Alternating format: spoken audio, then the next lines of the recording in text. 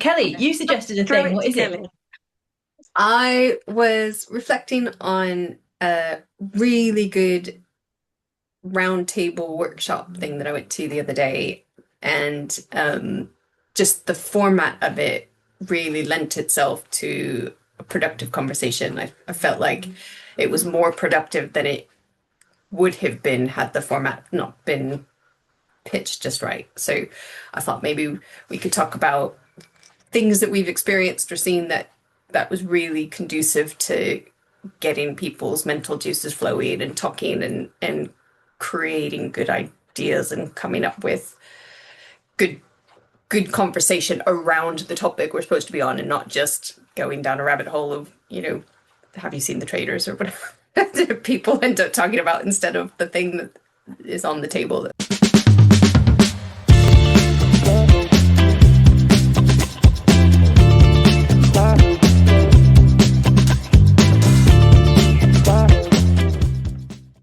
So the format that this was, there was a formal intro from the hosts about the day, and then there were there were four main sort of areas of discussion to be had during the day, but they didn't launch straight into that. They invited two speakers from amongst the group to do very short presentations on particular areas in it.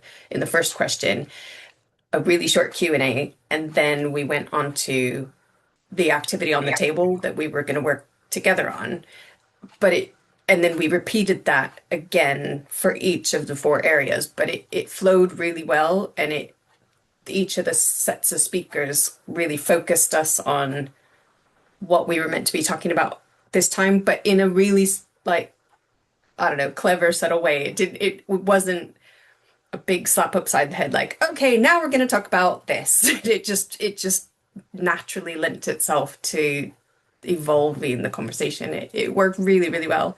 And yeah, I've been talking about it all week because it's everybody. I'm like, oh, I went to this amazing thing the other day. It was really, really good, and it was such a productive conversation. And here's what I took away from it, and almost more about the day itself than the topic. But that's not true. I did take away lots about the topic, but yeah, it was really good. So that was what was on my mind. Have you seen any or been part of really particularly well delivered sessions, like in a team away day or team building exercise, or getting strangers together who've never met and trying to, come up with something interesting?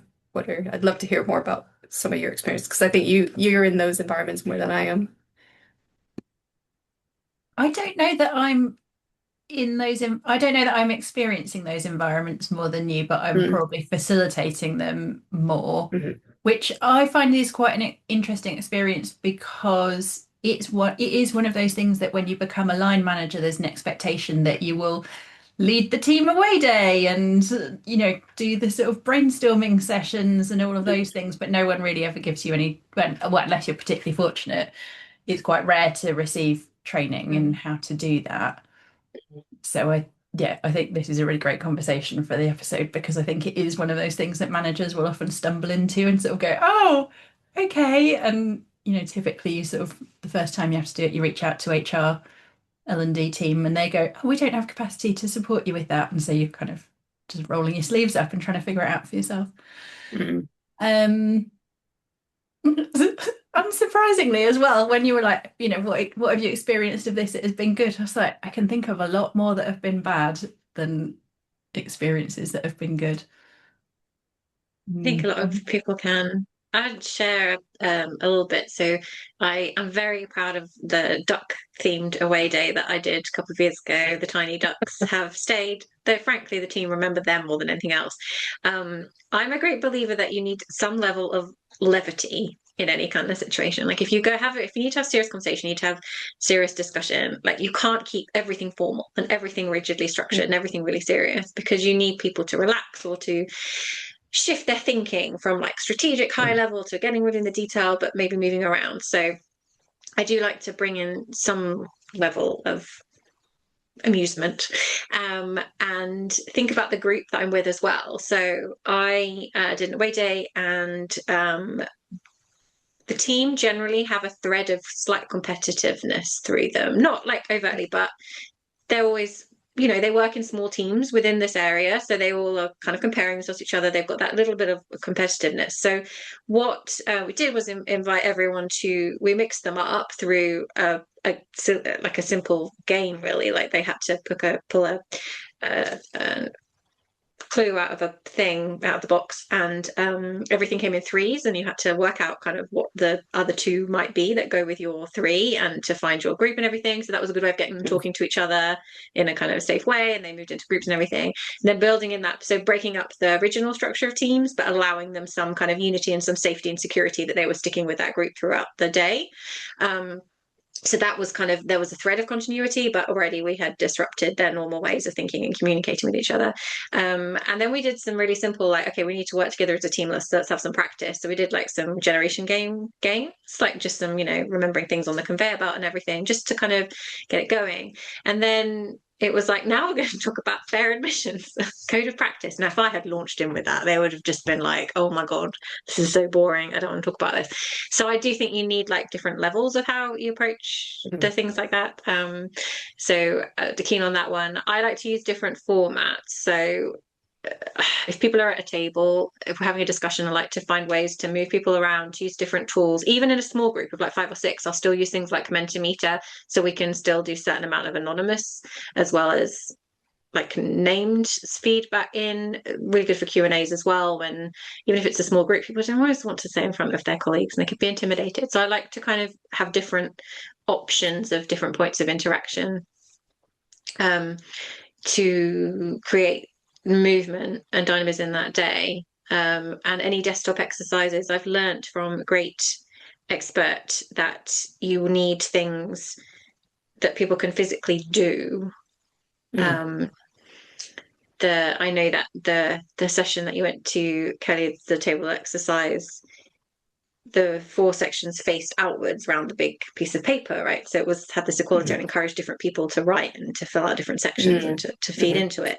And I know that Fiona and I have talked before about workshop with, sorting a team that's identified a whole bunch of priorities, like let's organize them and sort them, and physically doing that, not just by writing lists, but like having them on cards and moving things around. So I think there's a level of physicality that can be quite helpful around getting people to think differently and to break up some of those structures. But the tiny ducks, we just hid tiny ducks everywhere in the conference space. We didn't tell them what they were there for. We just hid them. Some of them were like, oh, there's a tiny duck, must have been left over for another thing. The ones that worked directly for me were like, she's up to something. The ducks have a thing. But at the end of the day, we just said whoever's collected the most ducks, they got like a little chocolate duck as a prize.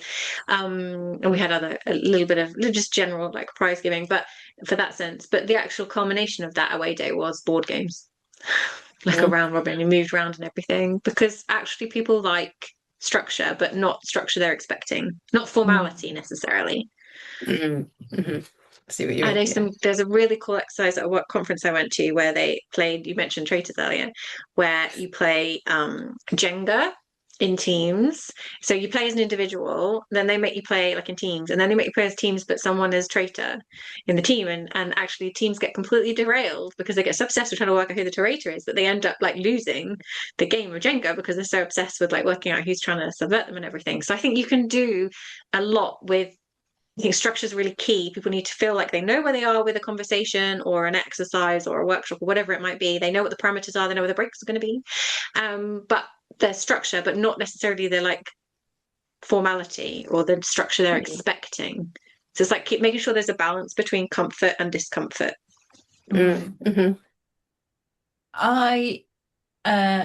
I used to, when I had my first job in HE, was organising skills training courses for PhD students.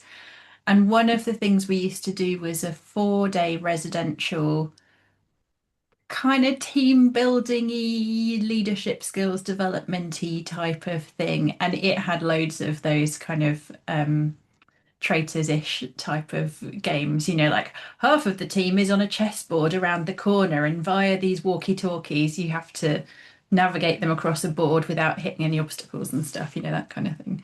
Hmm. That was always a lot of fun to be around, and like I was often sort of behind the camera, like photographing and stuff, because that was my first job, and they definitely wouldn't have let me loose on facilitating.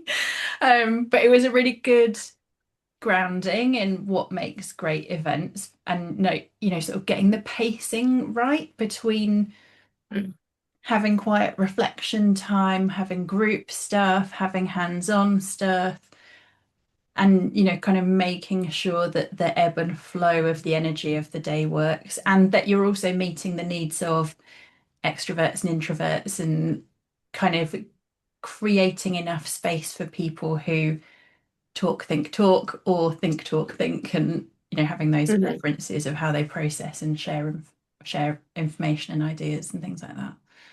um I also once I had a job as a supplier quality manager for a little while. It was a terrible fit for me. It was not the right job at all. But as part of that, I got to go and do a residential leadership development team building-y thing that was similarly loads of like obstacle courses and tasks and stuff like that. And it was one of those ones where it was set up where you were a fictitious company, and then each Mm. team had to go off and do different exercises and come back. And I was, again, not senior in the role that I had, but while I was there, through the course of the day, ended up becoming the fictitious CEO of this company. And it was like really a first taste of like proper leadership. And I was like, oh, I think I might be quite good at this. And I had a colleague with me who just went back to the office afterwards and was like, you should have seen Fiona, that was mental. And so I think there is real benefit, as you say, Rachel, in kind of mixing up formats and giving people opportunities to play with roles that they don't normally have.